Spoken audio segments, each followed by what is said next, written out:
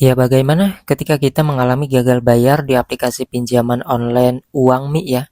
Dan juga buat kalian yang sebelum meminjam di aplikasi ini harus hati-hati juga, harus tahu juga karena beberapa orang itu mengalami hal-hal yang tidak dimengerti ya dari segi penagihannya di aplikasi pinjol Uangmi ini. Yang pertama yang saya bahas di sini adalah mengenai cara penagihannya ya.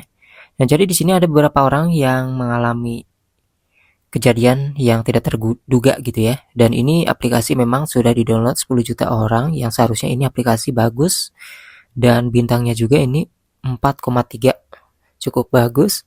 Tapi beberapa orang mengalami penagihan yang nominalnya itu besar ya teman-teman.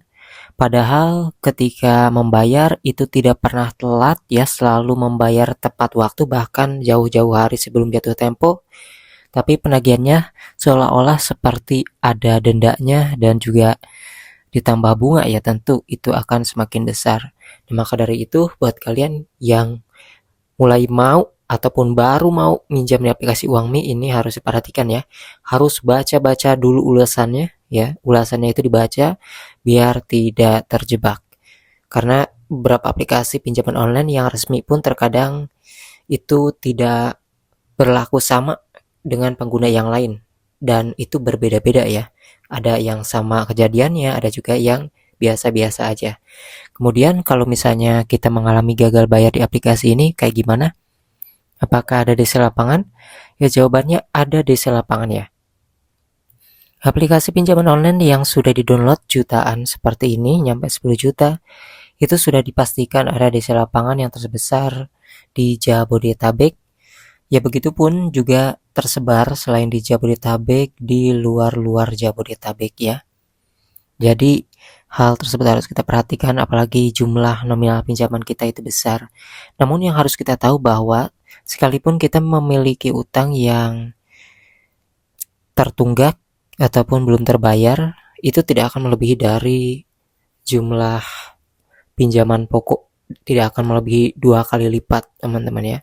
Jadi kalau misalnya tagihan pokoknya segitu, kalian nunggak itu tidak akan bisa melebihi 2 kali lipat. Jadi contohnya misalnya kalian minjam 1 juta, terus baru berhasil bayar cicilan itu udah 8 kali misalnya. Terus itu sisanya 200.000 lagi.